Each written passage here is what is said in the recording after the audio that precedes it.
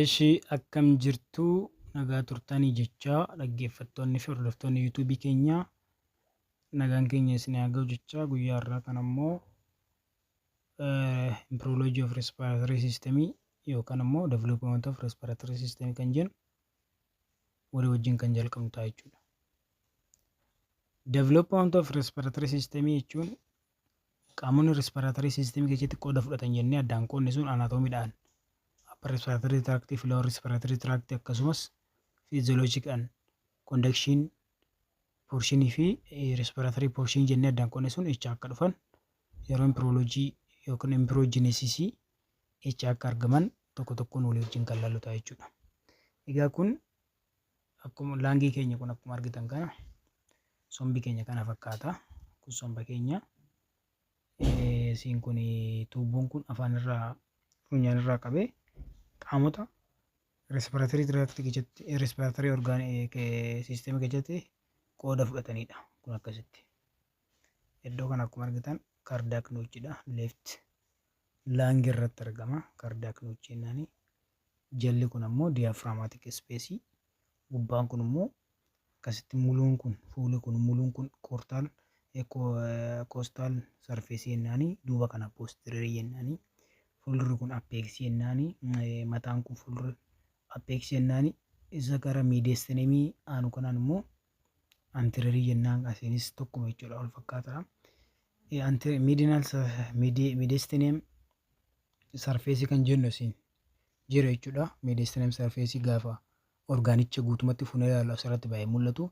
Ileum iddoo jennu iddoo itti artery fi veeniin akkasuma main bronchisiin kun iddoo itti laangi seenudha. Iddoo sun ileemii jedhamti jechuudha. Kana fakkaata. Isheen kun leenguullaa jedhamti. Leenguullaadha. Akkasitti fiishariin obliquu fiisharii qofa qabdi. Akkasitti dhufee addaan kutaa jechuudha. Waliigala development of respiratory system gaafa jalqabnu akkuma jalqaba dubbadhe qaamni keenya geedaa nasal cavity irraa qaba. Nasal cavity irraa qabee haga laangii ga'utti jechuudha. Haga laangii ga'utti nasal cavity'n ishaan kun superior concave jedhamti isheen sun. Isheen kun middle concave, isheen kun immoo inferior concave jedhamti. Superior concave kun fi middle concave gidduu kana jiru superior meatasii kan jennu jira. Akkasuma immoo middle concave akkasuma inferior concave gidduu middle meatasii ni jirti. Akkasuma inferior concave dha gadi immoo inferior part of inferior concave kan argamu leelaa inni kan biraan inferior meatasii ni jirti jechuudha.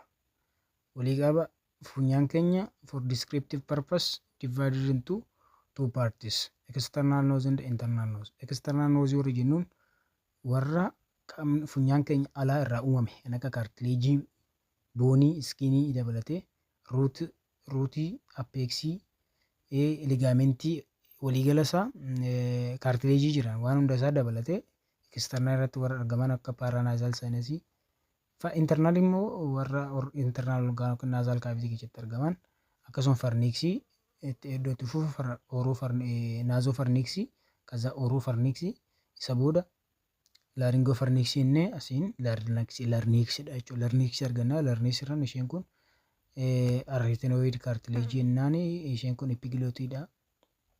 Epiglotiin nyaanni egaa hoo dhufee gara tiraaktii kan akka hin galle yookaan respiratory tiraaktii kan akka hin galle inni uwwisite jechuudha. Akkas gara arytenoid cartilage oopinii kana cuftee jechuudha. Cuftee akka nyaanni hin galle gooti. Nyaanni akka darbu gooti posterior nyaanni eessaffaa akkasitti akka darbu jechuudha. Kun tiraakiyaadha. Tiraakiyaan divide godha. Right and left bronchisitti main bronchus kan jennuun primary bronchus. Primary bronchusiin divide ta'ee lama ta'ee galaqa gaafa right laangii ilaalu. Left laangii irra immoo tokkumatu ta'ee gala. Branchii tokkoon gala. Laangii keessatti addaan divide gochaa deema. Kun utuu laangii seen divide godha. Main bronchusiin kan right laangii. Ileemii gubbaa gaafa ilaallus differentiation shin gochuu dandeenya akkasitti. Loobii qaba. Kun loobii 3 qaba. Superior loobii, middle loobii fi inferior loobii qaba. Akkasuma immoo fiisharii kun laayinii kana qaba 2 qaba. Horizontal laayinii fi fiishar laayinii oblique fiisharii jennaan yookaan oblique laayin jennaan. Kun immoo only oblique qofa ofirraa qabdi raayitiin leeftiin jechuudha. Kaardiyaak noochii qabdi leeftiin akkasuma leenguullaadha. Isheen kun leenguullaa part of superior loobii of left langii qofa irratti argamte jechuudha. Kun diyaafiraamidha akkuma ilaaltan diimaan kuni jala kanaan immoo diyaafiraamaatik sarfeesii jennaan. Gara lachuunu right and left diaphragmatic surface gubbaan kun immoo akkuma reefu dubbadde coastal surface median gidduun kun immoo mediastinal surface apex gara lachuunu kaza posterior fi anterior qaba jechuudha. Kana fakkaata. Development isaa gaafa seennu development isaa asirraa kaanaa jechuudha. Development isaa kanarraa kaanaa kun embryo yeroo embryogenesis at 4th week gubbaa irratti gatii 3 jira. Foori gatii, miidi gatii fi akkasuma haayindi gatiidha. Miidi gatii jennaan ishee kana, foor gatiidha jennaan, haayindi gatiidha jennaan. Isa ka GIS irratti waa'ee foori gatii, miidi gatii fi haayindi gatii tokko tokko ilaalla jechuudha. Already asitti amma wanti ilaalamuun barbaachise meejariin keenya inni guddaan iddoo respiratory diverticulumii kanarraa ba'a qaamni keenya, qaamni respiratory tract foori gatii keessaa achirra waan ba'uuf isatu divide godhee akkamitti akka asirraa akka argame respiratory diverticulumii kanarraa dhufa qaamonni hundinuu ilaalla walii wajjin. The respiratory primordium or lung body is indicated at approximately 28 days or 1 month or 4 weeks by a median outgrowth the laryngotracheal groove from the caudal end of the ventral wall of the primordial pharynx or foregut. Primordial pharynx jenna. Pharynx drive laryngotracheal groove kan dhufu jechuudha. Laryngotracheal groove kan jennu kan groove kun larynx fi trachealiin iddoo groove itti godhanidha jechuudha. Laryngotracheal groove jenna jechuudha. Hunda isaa walii galii ilaalla jechuudha. Already kun esophagusidha. Kun immoo tracheadha. Foori gatii irraa dhufte waan ta'eef foori gatii kana fakkaata. Esophagus, trachea, bronchite divide godhee laryngeal swelling pharyngeal arch warreennuun pharyngeal arch jira shanaffaan immediately baddi 2 1 2 3 4 fi akkasuma immoo 6 shanaffaan ni baddi. Epiglotal swelling jennaan ishee bichaa kana ishee opening xiqqoo gurraatti kanan immoo laryngeal orifice jennaan.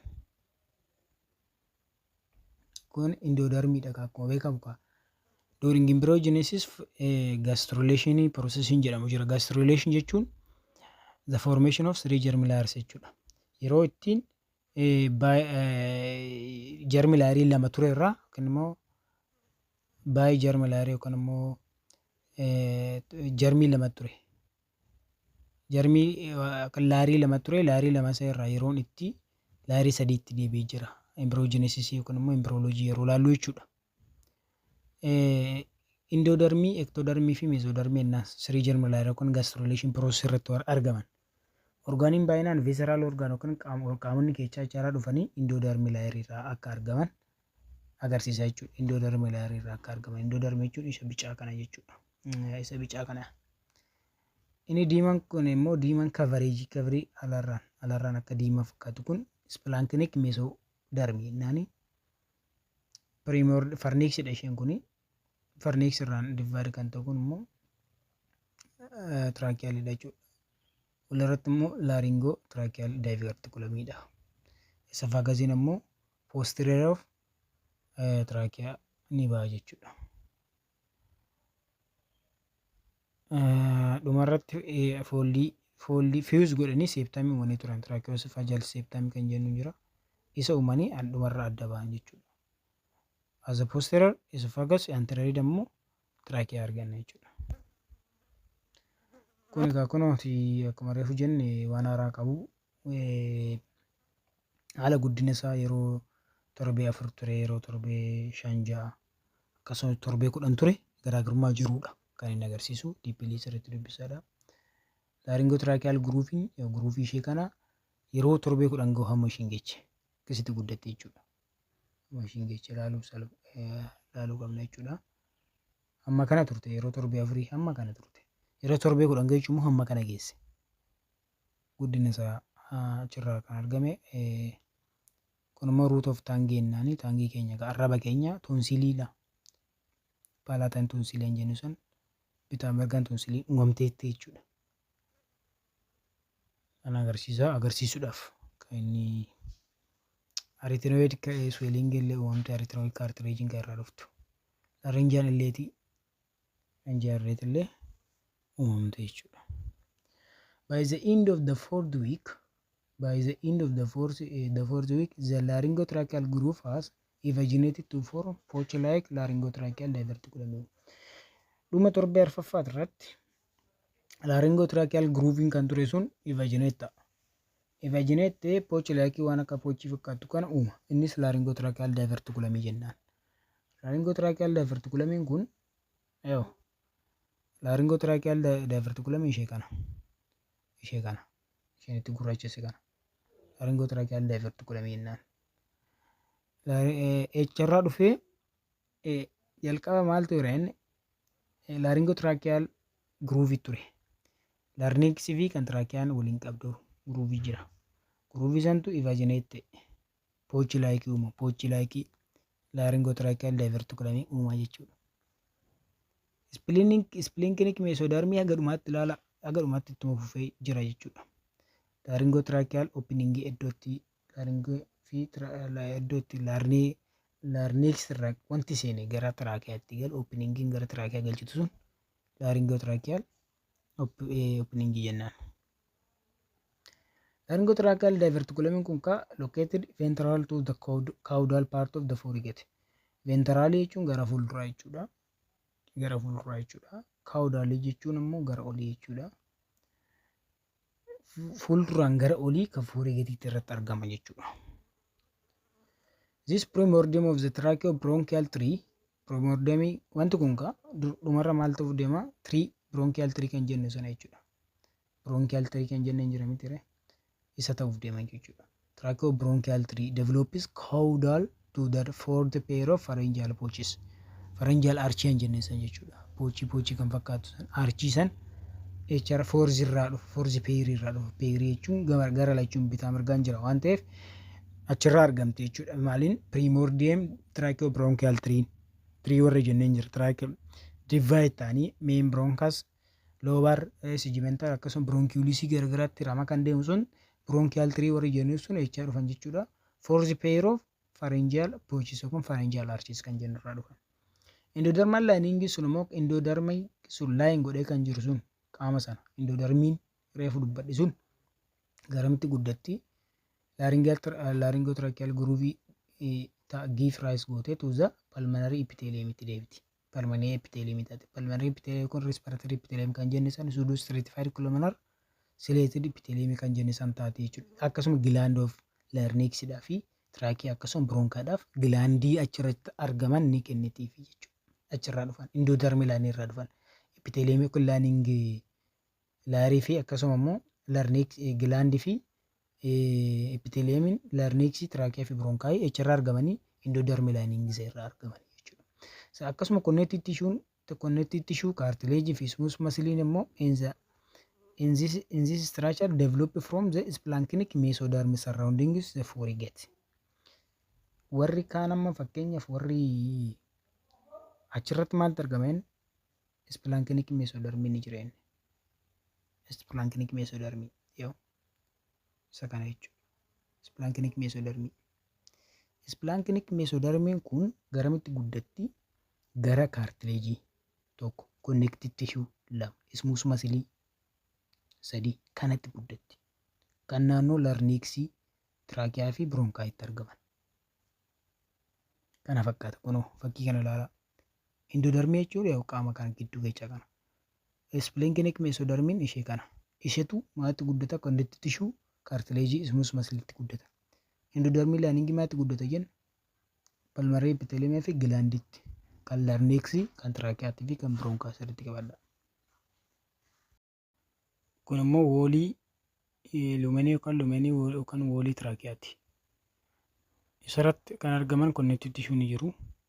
Isarraa kan argaman splenic mesoderm irraa kan argaman connective tissue jechuun embryonic connective tissue jechuun mesenchyme jechuudha. Akkasuma cartilage.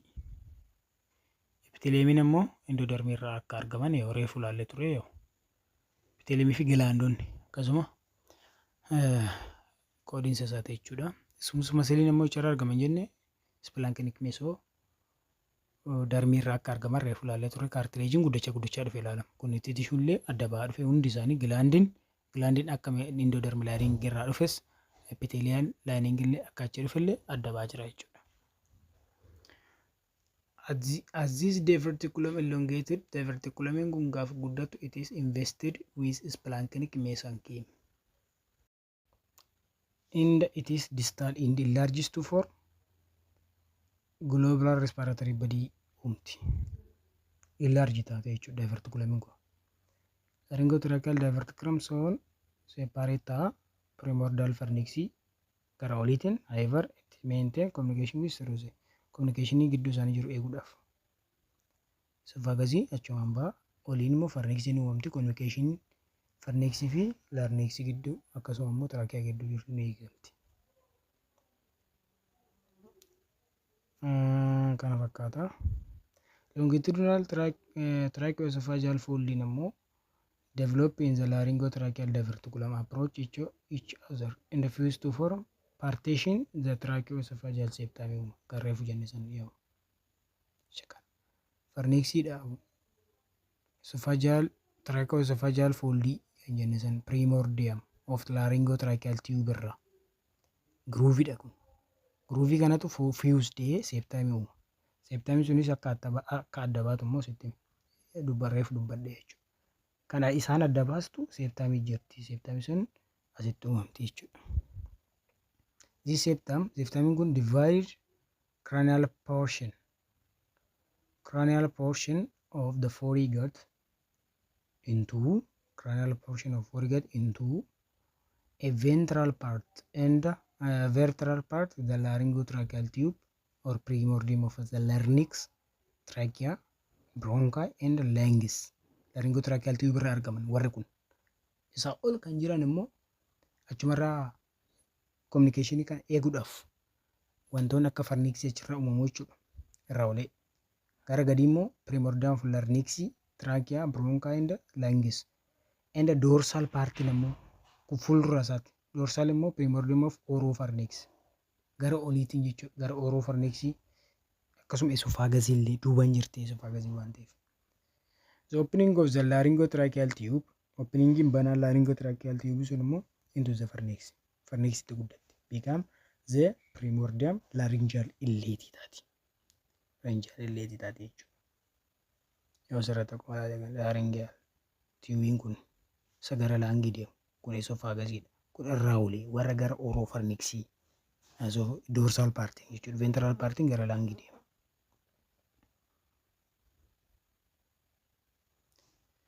Kana fakkaataa waan nu dhaggeeffataniif guddaa galatoomaa. Paartii 1dha kuni. Paartii 2 immoo development of larynx kan jedhudha. Orgaanii hundasaa wajjin itti fufnaa. Waan nu dhaggeeffataniif guddaa galatoomaa. Thank you. Paartii 2 immoo yeroo dhiyootti gad isinii dhiisa waan ta'eef nu hordofa.